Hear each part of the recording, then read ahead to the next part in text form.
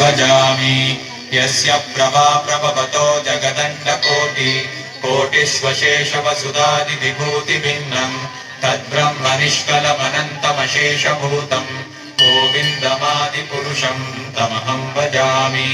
माया हि यस्य जगदण्डशतानि सूते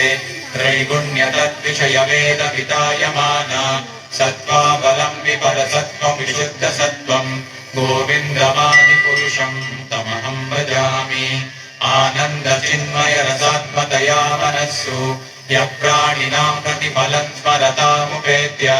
लीलायितेन भुवनादिजयत्यजस्रम् गोविन्दमादिपुरुषं तमहं भजामि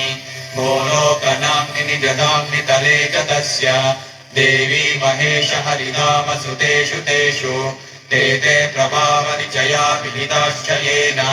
गोविन्दमादिपुरुषं तमहं भजामि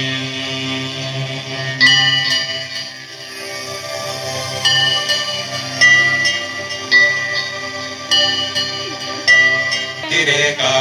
छायेव यस्य भुवनानि विभक्ति दुर्गा इच्छानुरूपमपि यस्य च चेष्टते सा गोविन्दमादिपुरुषं तमहं भजामि क्षीरं यथा दधि विकारविशेषयोगा सञ्जायते न हि ततः पृथगस्ति हेतोः यः शम्भुतामपि तथा समुपैति कार्यात् गोविन्दमादिपुरुषं तमहं भजामि दीपाचिरेव हि दशान्तरमभ्युपेत्य दीपायते विवृतहेतुसमानधर्मा यस्तादृगेव हि च विष्णुतया विभाति गोविन्दमादिपुरुषं तमहं भजामि यः कारणात्